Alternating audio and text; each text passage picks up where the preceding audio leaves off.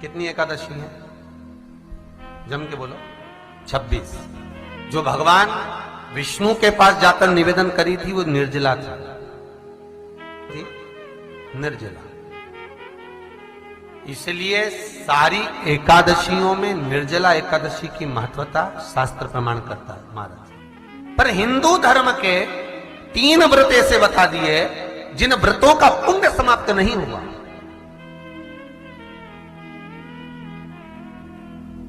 हिंदू धर्म के 3 व्रत ऐसे हो गए जिनका पुण्य समाप्त नहीं हुआ महाराज, जिनका पुण्य प्रबलता में बढ़ता गया।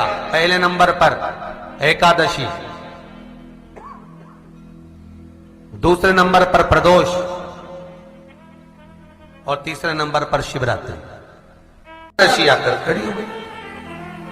अब निर्जला के दिन शिव महापुराण की कथा कहती है, स्कंद पुराण कहती है कि आप वर्ष भर की एकादशी का क्रम भले ना करें, पर निर्जला एकादशी के दिन जो तुलसी हम ठाकुर जी को समर्पित करते हैं, वो तुलसी, ध्यान देना, वो तुलसी अगर मान लो आपके पास में रखी है,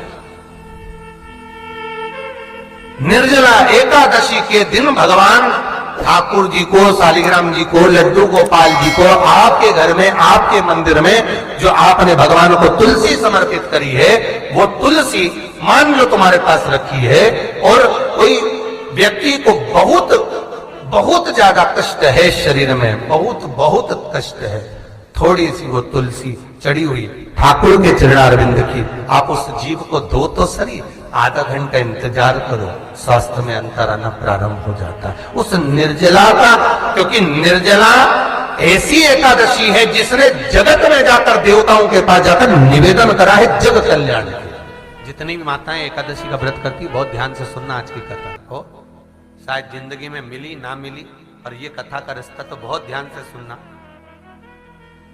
स्कंद पुराण यहां तक कहती है कि इस कथा के चरित्र को जो श्रवण कर लेता है उसको 26 एकादशी करना भी नहीं पड़ती। इस एकादशी की केवल ये कथा सुनकर ही वो तर जाता है।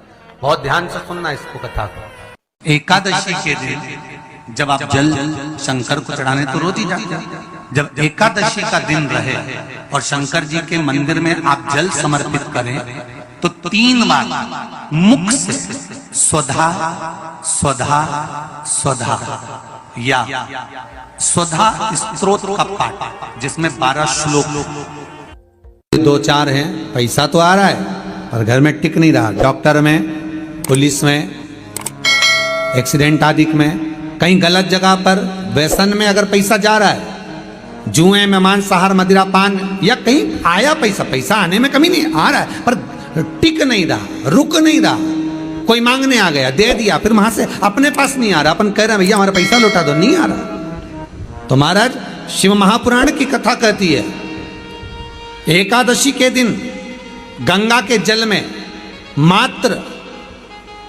7 बेलपत्री डालकर जो नंदीश्वर भगवान, अर्थात जो शंकर जी के शिवलिंग के सामने नंदी होता है, उस नंदी के चरण पर गंगा का जल चढ़ाकर बेलपत्री शिव पर समर्पित कर देता है, उसके घर में रुपया रुकना चालू हो जाता है, फिर वो गलत जगह पर नहीं जाता, गलत स्थान पर वो धन जाएगा ही नहीं।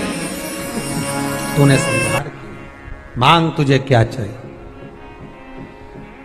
एकादशी ने भगवान विष्णु से कहा, नाथ प्रभु वर दे दो, मृत्यु लोक में जो मनुष्य मेरा व्रत करेगा, चाहे जलचर, थलचर, वायुचर या सांसारिक मनुष्य, मेरा अगर एकादशी का व्रत करेगा, प्रभु उसके यहां धन धान्य वैभव सुख संपदा बढ़ेगी और उस जीवात्मा को नरक नहीं भोगना पड़ेगा, सीधे वैकुंठ का उसको वास मिलेगा। जब जीव आत्मा को लेकर चला जाएगा, यम के दूत जब बंदी बनाकर ले जा रहे होंगे उस जीवात्मा को, जिसके प्राण छूटे होंगे, यम के दूत जब बंदी बनाकर ले जा रहे होंगे, तब मुझे वर दो कि मैं इसका हाथ पकड़कर बेतरनी से पार उतार कर सारे नरकों से निकालती हुई आपके धाम में लेकर आऊं।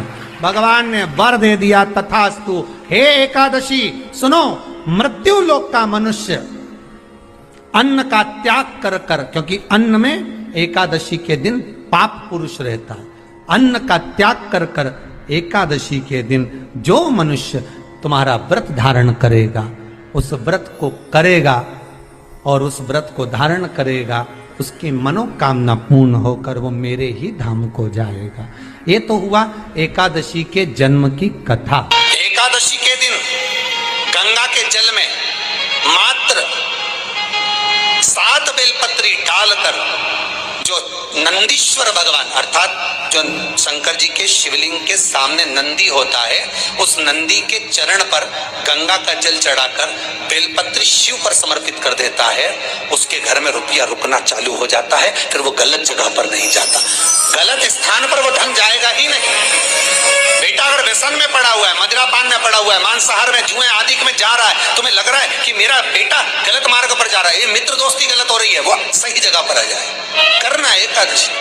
कई लोग इसको धन के लिए भी करते हैं, संपदा के लिए। संपदा के लिए अर्थात जिसका व्यापार नहीं चलता, जिसके घर में पैसा नहीं आता, या नौकरी नहीं लग रही, या सर्विस नहीं लग रही, आप अप्लाई कर रहे हो, जगह जगह जाकर इंटरव्यू भी दे रहे हो और पैसा नहीं आता, तो उसके लिए भी प्रयास किया जाता है। पर उसके लिए यहाँ पर जो धन के लिए करते हैं, उसके लिए विष्णुपदी के लिए करते हैं। मतलब जैसे गंगा के जल में तुलसी के 11 पत्ते डाले जाते हैं और उसको किसी भी नारायण के मंदिर में, राम कृष्ण शिव शंकर नहीं, राम कृष्ण भगवान विष्णु दत्त आदि जितने नारायण के मंदिर हैं, उस मंदिर में किसी भी पात्र में, एक छोटे से पात्र में उसको भरकर रखी जाते हैं महाराज। उससे भी जॉब सर्विस नौकरी में सफलता प्राप्त हो जाती है, परंतु वो भी एकादशी को ही होता है। कुछ देर तक पात्र को रखा जाता है, फिर वही पात्र का जल किसी भी वृक्ष के नीचे डाल दिया जाता है, उससे भी नौकरी के लिए फायदा मिलता है। गंगा का जल कोई साधारण नहीं। दशमी, एकादशी और द्वादशी, इन 3 तिथियों पर एक रोटी में थोड़ा सा मीठा रखकर सोमक पितृ का नाम लेकर यदि गाय को खिला दिया जाता है, तो अगर कोई पूर्वज प्रेत योनि में भी पड़ा हुआ होता है, भटक रहा होता है, जिसको पिंड नहीं मिला, जो अचानक मर गया होता है, अधोगति में चले गया होता है, उस जीव की मुक्ति दशमी, एकादशी और द्वादशी, ये 3 दिन सोमक पितृ का नाम लेकर रोटी में, पूड़ी में मीठा रख कर गाय को खिला दिया जाता है। ये 3 दिन तक तो वो पितृ कभी भटकते नहीं है, उनको मुक्ति प्राप्त हो जाती है, मोक्ष में। नहीं, एकादशी है कौन, क्यों इसकी इतनी प्रधानता है, क्यों इसकी पुण्यता है, ऐसा क्या है एकादशी में जो इसकी पुण्यता मानी जाए? कौन है ये जो भगवान नारायण तक एकादशी का व्रत करते हैं? सुभद्रा जी को भगवान जगन्नाथ ने, जगदीश ने एकादशी का व्रत कराया था। बद्रीनारायण भगवान को माता लक्ष्मी ने एकादशी का व्रत कराया था। क्यों? चंद्रायण एकादशी व्रत की माता। एकादशी है कौन? तो कहा जिसको व्रत करने पर भगवान नारायण भी जिसका व्रत करते हो, भगवान माता लक्ष्मी जिसका व्रत करती हो, वो एकादशी है कौन? तो शास्त्र वर्णन करता है महाराज, स्कंद पुराण का सुंदर चातुर्मास्य खंड के अंतर्गत वर्णन आया है महाराज। एक बार भगवान विष्णु आनंद में विराजमान थे, पद्मावती और माता लक्ष्मी दोनों उनके पास में विराजी हुई थी।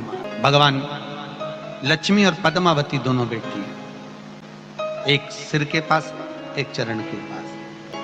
कुछ समय बाद वहीं पर ब्रह्मदेव का आगमन हुआ और ब्रह्मा जी आगमन पाकर भगवान नारायण पद्मावती से लगकर उठे और उठकर लक्ष्मी की ओर झुके। झुकने पर इन तीनों के समागम से भगवान नारायण के हृदय चित्त से एक कन्या प्रकट हो गई। उस कन्या का नाम एका था। क्या नाम था? एका। अब 10 उसके गुण इतने प्रबल थे, वो 10 गुण उसके बड़े प्रबल थे कि वो एका जिसको निहारती थी उसको संपदावान बना देती थी, जिसको देख लेती थी उसके जीवन में वो आनंद की अनुभूतियां करा देती थी। एका जिस मार्ग से जाती थी उस मार्ग के द्वार खोल देती थी। एका का पुण्य इतना पुण्य प्रखर। पद्मावती और लक्ष्मी ने कहा महाराज ये बेटी आपके द्वारा निर्मित हुई है, इसका कन्यादान करना चाहिए। हमारे यहाँ हिंदू धर्म में रीति है, जिस दिन कन्यादान करा जाता है उस दिन व्रत रखा जाता है। अब आजकल रखते कि नहीं रखते हो मालूम नहीं, और कन्यादान करते समय व्रत रखा जाता है। व्रत रखना, एका का कन्यादान करना है। भगवान बोले कन्यादान करें, किसको दें? एका किसको दी जाए? एका प्रदान किसको करी जाए? पुण्यता किसको दी जाए? भगवान नारायण ने उसी समय लक्ष्मी और पद्मा से पूछा, तुम एकादशी के दिन जब आप जल शंकर को चढ़ाने तो रोज ही जाते, जब एकादशी का दिन रहे और शंकर जी के मंदिर में आप जल समर्पित करें तो 3 बार मुख से स्वधा स्वधा स्वधा या स्वधा स्तोत्र का पाठ, जिसमें 12 श्लोक 2-4 हैं। पैसा तो आ रहा है पर घर में टिक नहीं रहा। डॉक्टर में, पुलिस में, एक्सीडेंट आदि में, कहीं गलत जगह पर, व्यसन में अगर पैसा जा रहा है, जुए में, मांसाहार, मदिरा पान, या कहीं आया पैसा, पैसा आने में कमी नहीं, आ रहा है पर टिक नहीं रहा, रुक नहीं रहा। कोई मांगने आ गया, दे दिया, फिर वहां से अपने पास नहीं आ रहा, अपन कह रहे हैं भैया हमारा पैसा लौटा दो, नहीं आ रहा। तो महाराज शिव महापुराण की कथा कहती है, एकादशी के दिन गंगा के जल में मात्र 7 बेलपत्री डालकर जो नंदीश्वर भगवान अर्थात जो शंकर जी के शिवलिंग के सामने नंदी होता है, उस नंदी के चरण पर गंगा का जल चढ़ाकर बेलपत्री शिव पर समर्पित कर देता है, उसके घर में रुपया रुकना चालू हो जाता है। फिर वो गलत जगह पर नहीं जाता, गलत स्थान पर वो धन जाएगा ही नहीं। तूने समझा, मांग तुझे क्या चाहिए। एकादशी ने भगवान विष्णु से कहा, नाथ प्रभु वर दे दो, मृत्यु लोक में जो मनुष्य मेरा व्रत करेगा, चाहे जलचर, थलचर, वायुचर या सांसारिक मनुष्य, मेरा अगर एकादशी का व्रत करेगा, प्रभु उसके यहां धन धान्य वैभव सुख संपदा बढ़ेगी और उस जीवात्मा को नरक नहीं भोगना पड़ेगा, सीधे वैकुंठ का उसको वास मिलेगा। जब जीव आत्मा को लेकर चला जाएगा, यम के दूत जब बंदी बनाकर ले जा रहे होंगे उस जीवात्मा को, जिसके प्राण छूटे होंगे, यम के दूत जब बंदी बनाकर ले जा रहे होंगे, तब मुझे वर दो कि मैं इसका हाथ पकड़कर बेतन्नी से पार उतार कर सारे नरकों से निकालती हुई आपके धाम में लेकर आऊं। भगवान ने वर दे दिया, तथास्तु। हे एकादशी सुनो, मृत्यु लोक का मनुष्य अन्न का त्याग कर कर, क्योंकि अन्न में एकादशी के दिन पाप पुरुष रहता है, अन्न का त्याग कर कर एकादशी के दिन जो मनुष्य तुम्हारा व्रत धारण करेगा, उस व्रत को करेगा और उस व्रत को धारण करेगा, उसकी मनोकामना पूर्ण होकर वो मेरे ही धाम को जाएगा। ये तो हुआ एकादशी के जन्म की कथा। एकादशी के दिन गंगा के जल में मात्र 7 बेलपत्री डालकर जो नंदीश्वर भगवान अर्थात जो शंकर जी के शिवलिंग के सामने नंदी होता है, उस नंदी के चरण पर गंगा का जल चढ़ाकर बेलपत्री शिव पर समर्पित कर देता है, उसके घर में रुपया रुकना चालू हो जाता है। फिर वो गलत जगह पर नहीं जाता, गलत स्थान पर वो धन जाएगा ही नहीं। बेटा अगर व्यसन में पड़ा हुआ है, मदिरा पान में पड़ा हुआ है, मांसाहार में, जुए आदि में जा रहा है, तुम्हें लग रहा है कि मेरा बेटा गलत मार्ग पर जा रहा है, ये मित्र दोस्ती गलत हो रही है, वो सही जगह पर आ जाए। करना है एकादशी।